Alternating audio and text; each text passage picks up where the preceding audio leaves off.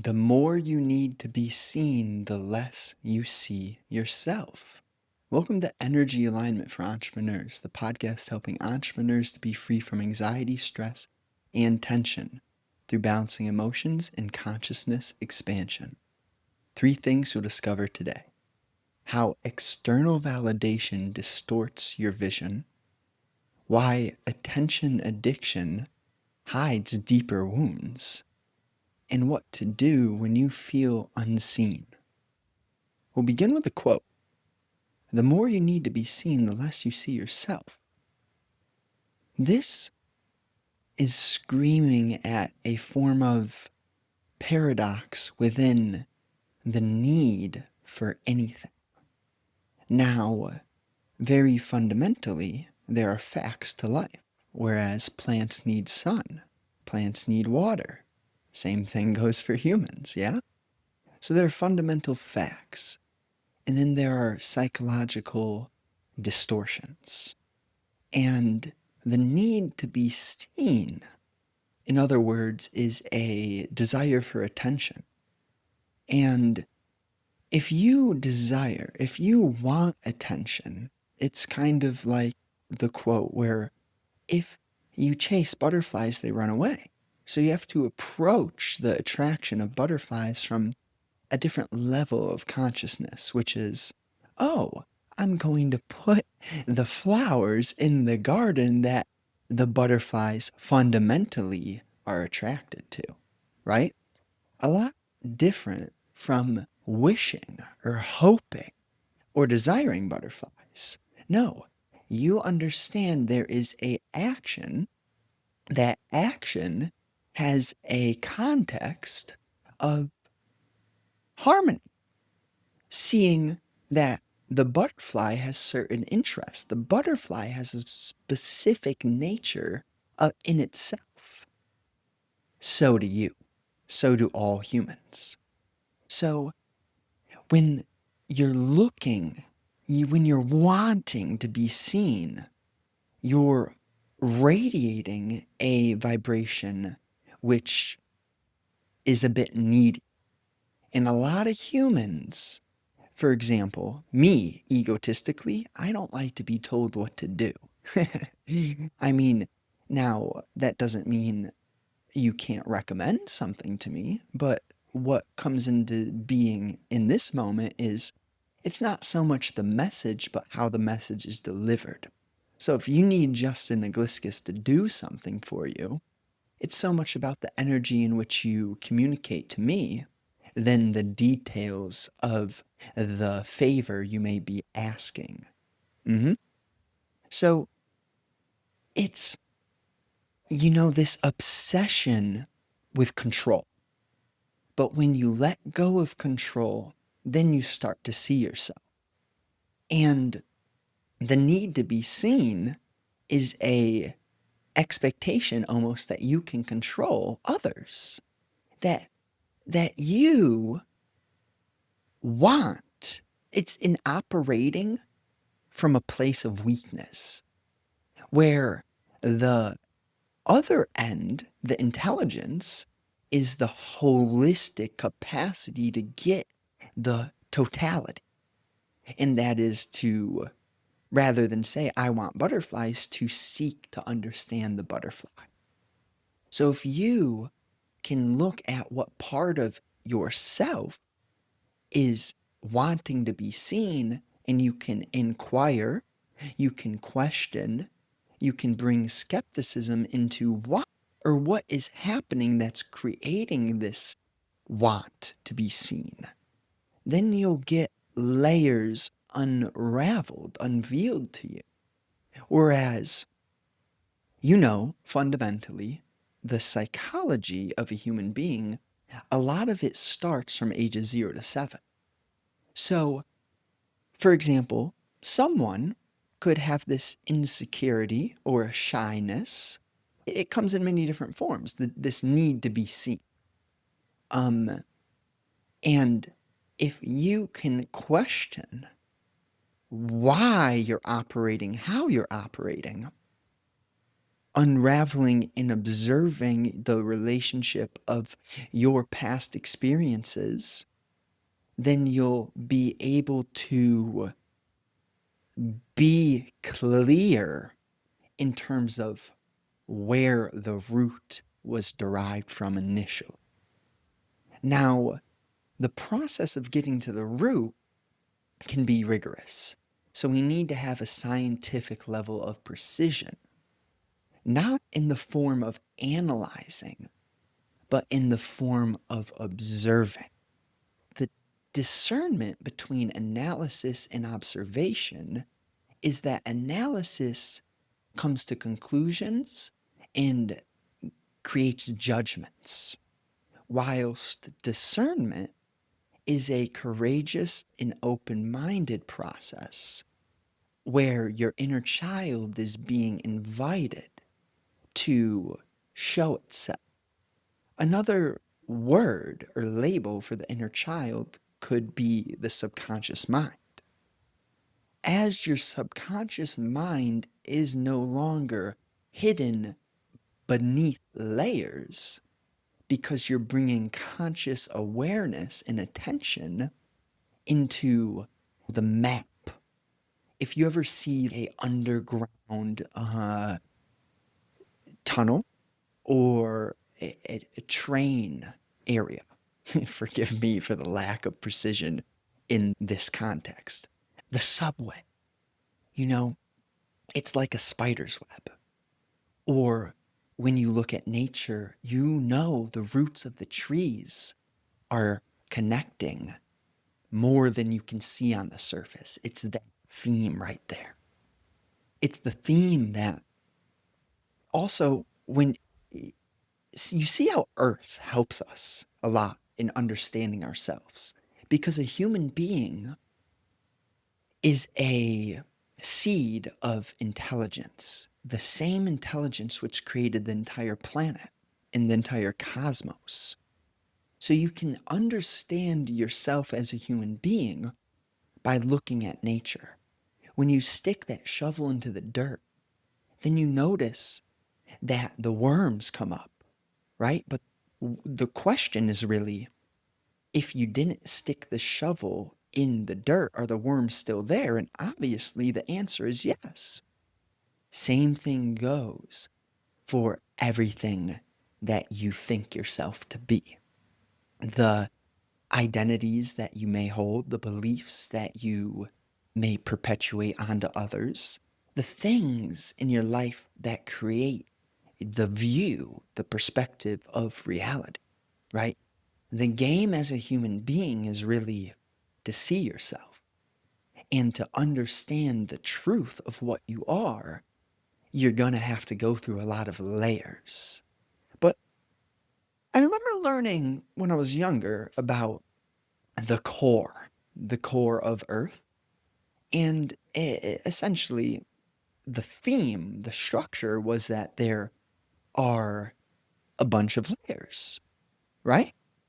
Same thing would go for your skin, right? The human being, the organs, the blood cells, the atoms which create the blood cells. It's this sort of curiosity, openness, and detailed rigor that leads you to understanding, to seeing yourself. And let's hop into how external validation distorts your vision.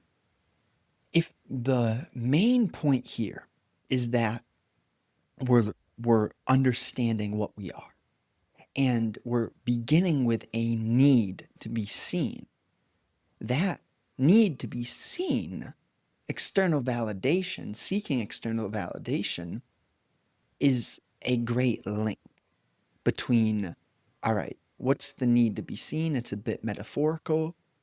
External validation is quite practical.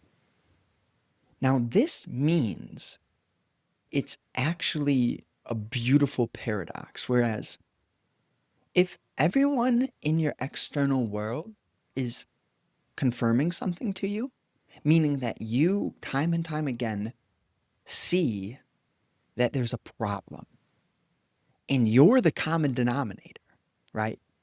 In other words, you are the main source. Common denominator is something that really doesn't change, if you will. That means that if you have a problem in all of your relationships, in certain areas of your life, if there's a similar problem arising in your career, in your family life, and in your psyche, can we look at it? Can we drop the need for others to understand us so that we can understand ourselves? So, the relationship between the external validation and the distortion of your vision is that you begin to live from a place which isn't true, a place of letting the false guide you. Meaning that a lot of humans are just as confused and distorted as you may be.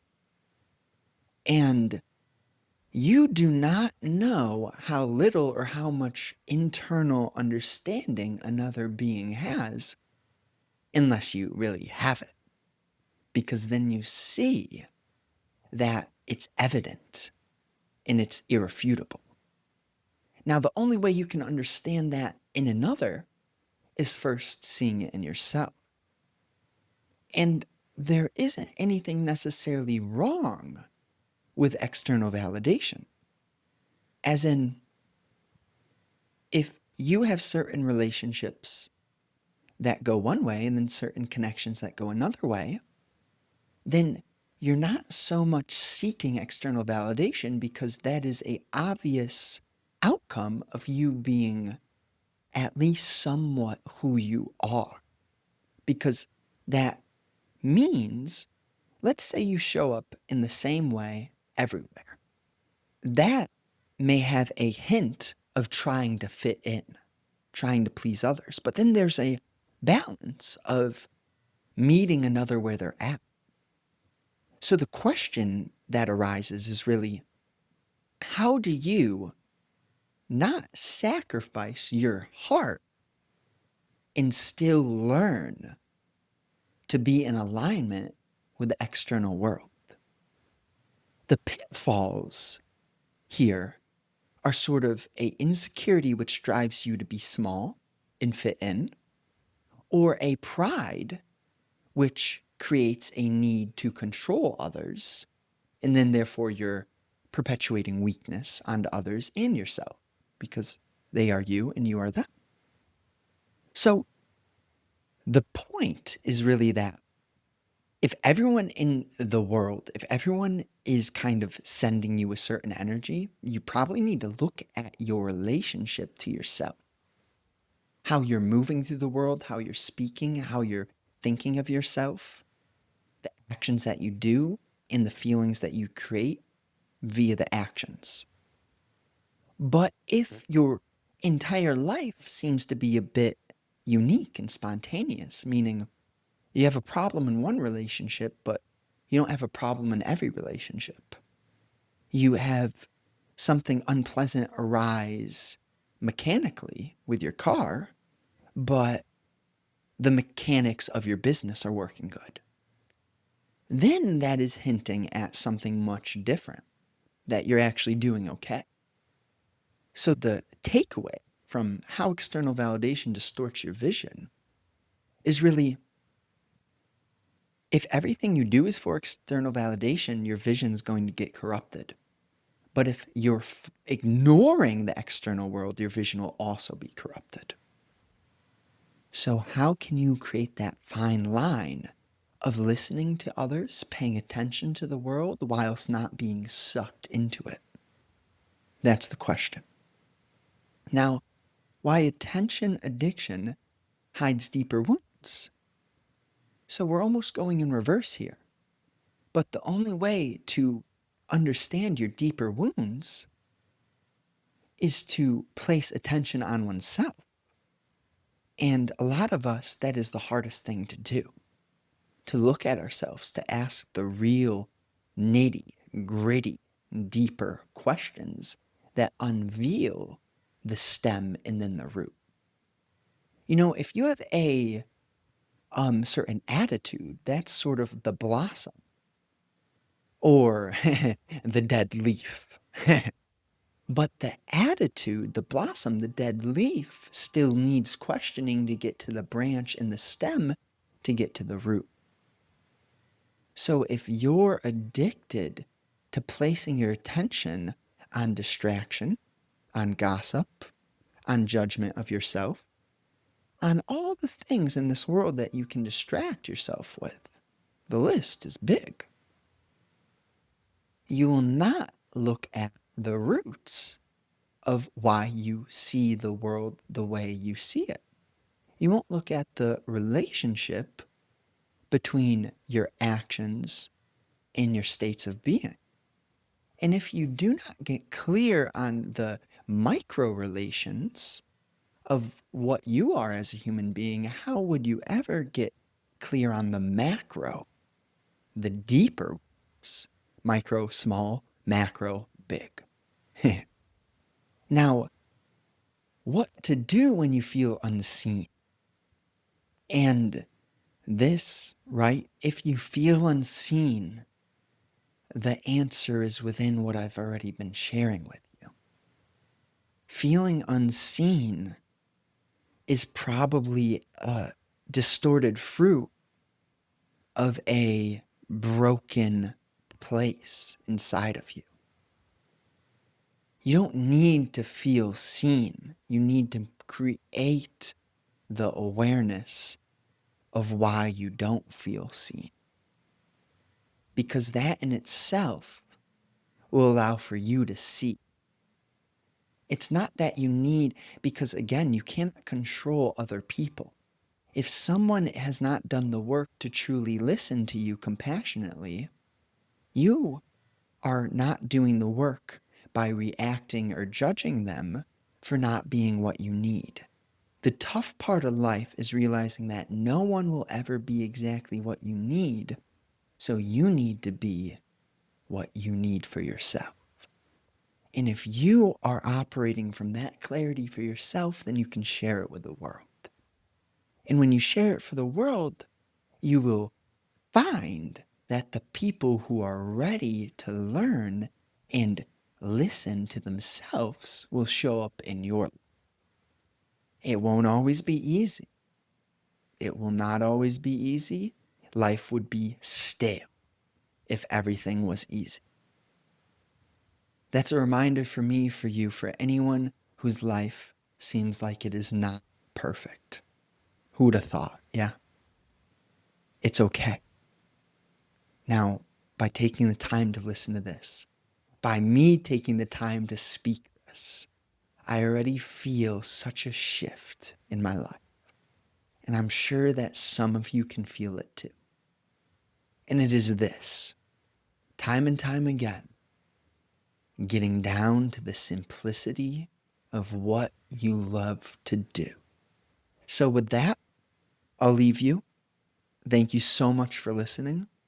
I appreciate you taking the time, the attention, the energy to connect here with me. Share it with someone who you know will get some fruit from this recording. And if you'd like to work one-on-one, get physically in amazing shape, unravel any emotional turmoil, and free yourself from whatever it may be that seems to be sucking the energy from you. If any of that aligns, just shoot me an email.